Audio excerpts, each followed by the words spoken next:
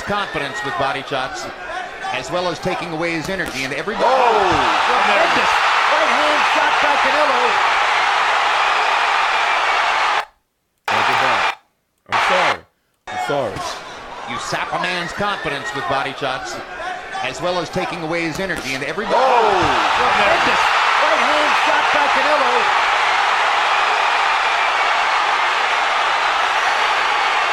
And Kenny Bayless is stopping the fight. And Canelo Alvarez is the first one there. Wait for the dude with the towel.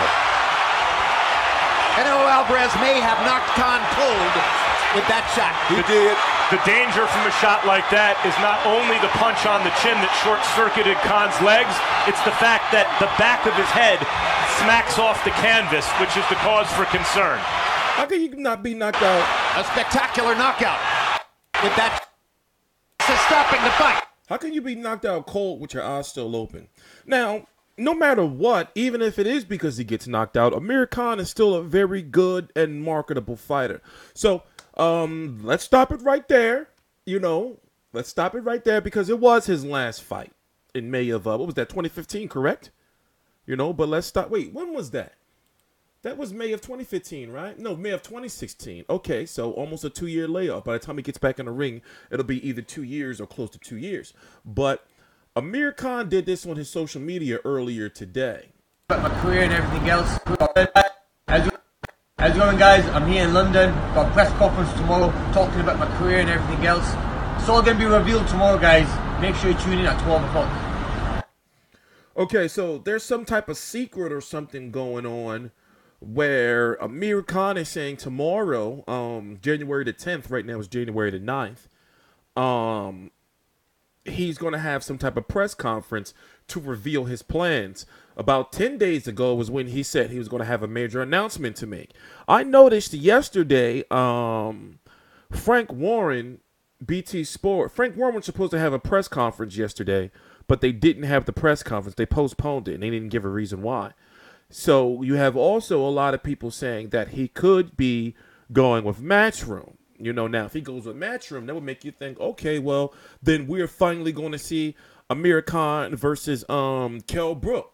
And maybe Amir Khan is like, hey, listen, that's the biggest money fight I can get right now. And if you really, really look at it, outside of that fight and the Pacquiao fight, those are the biggest. Kell Brook and Pacquiao are the biggest fights that he can get. And Kell Brook is bigger, and I think that Frank Warren, can offer him with his Al Haymon connection, those guys like a Danny Garcia rematch, or the name's been floating around out there is Adrien Broner, which is a logical, like, put it this way. I feel like this. If Amir Khan, is with Frank Warren, he'll likely maybe fight Adrien Broner next. He could fight Pacquiao.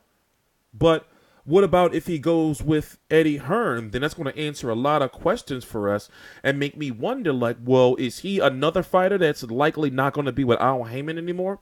It's a weird and complex situation. But the question I have is, now that he's going to be signed, I guess that's a guarantee that we're going to see 2 fights out of him in 2018. Because if he's going to be signing with a promoter, they're not going to be like, all right, listen, you're going to just take a year off. Nah, He was able to do all that when he didn't have a promoter, when he was with Al Haymon. A lot of fighters with Al Haymon are able to do that, and the promoters, won't get them even in a tune-up fight.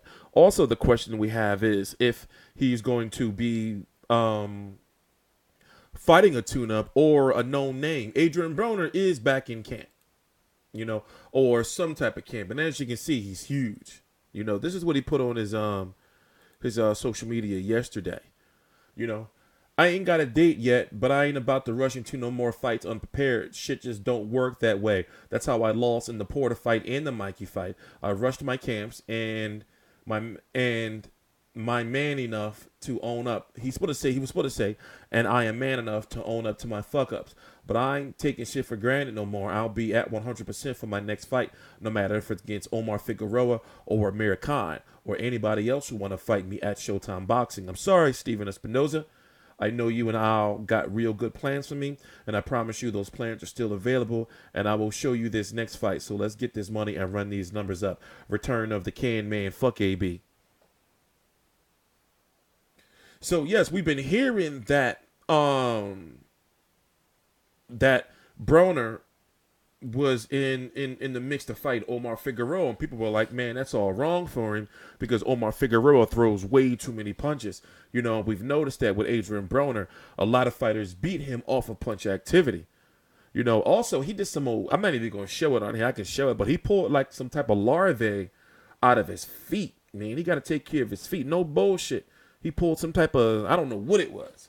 You know, but it wasn't bad enough for him to, like, you know, basically had to wait for the wound to heal up. It wasn't like nothing that was going to like delay his return for like months or anything like that. But when it comes to Amir Khan, like I said, he has options. But those options are, in my opinion, are going to depend on who he's going to be signed with and who is he going to fight? And what's going on with Kell Brooks supposed to be fighting at 154? Well, he is fighting at 154 against Sergey Rabchenko and said that 147 pounds were done. But if he's going to be, if, you know, Amir Khan is available, I'm wondering to myself, will he go down to 147 pounds again for that fight? But man, we just gonna have to see, because truth be told, for Adrien Broner, if he was to fight Amir Khan, if he lose, people are already losing faith in him. You know, like he's just still very marketable because of his out of the ring antics and his personality. You know, and having personality is a good thing. But if he lose to a guy like Amir Khan, they're gonna be like, okay, well, we know you can't win against pressure fighters, and we know that if somebody that's a better boxer than you, they can outbox you, even if they're smaller or not. You know, he's going to have to be chasing Amir Khan around the ring and probably take some shots and maybe get busted up, because Amir Khan is fast. Amir Khan is fast. But it's really no more speculating we can do until they have the press conference, because we don't know. And I think that the press conference is not going to be to announce a fight, but to be announced like who he signed with. That's what I think. And I noticed that Frank Warren and both Eddie Hearn are known for having press conferences where they sign people up. But what I went and did was to try to do a little bit of investigation. You know, I was waiting for somebody to debunk it. Now, what's going on is, you would think to yourself, okay, well, you know, what about the media people? The media people would know because of who's putting on the press conference. Well, normally they both send out their press releases really early in the morning. So this is Amir Khan saying, okay, it's a press release. This is Amir Khan saying, okay, there's a press conference tomorrow. So automatically me and other media members go to their email and start looking, well, who's throwing the press conference? Because then we could do the process of elimination and be like, okay, well, it's Frank Warren or it's Eddie Hearn. You know? So in this case, Amir Khan did this little early publicity to say, okay, the press conference is going to be in London, basically telling media pretty much like, you know, be sure to check your emails.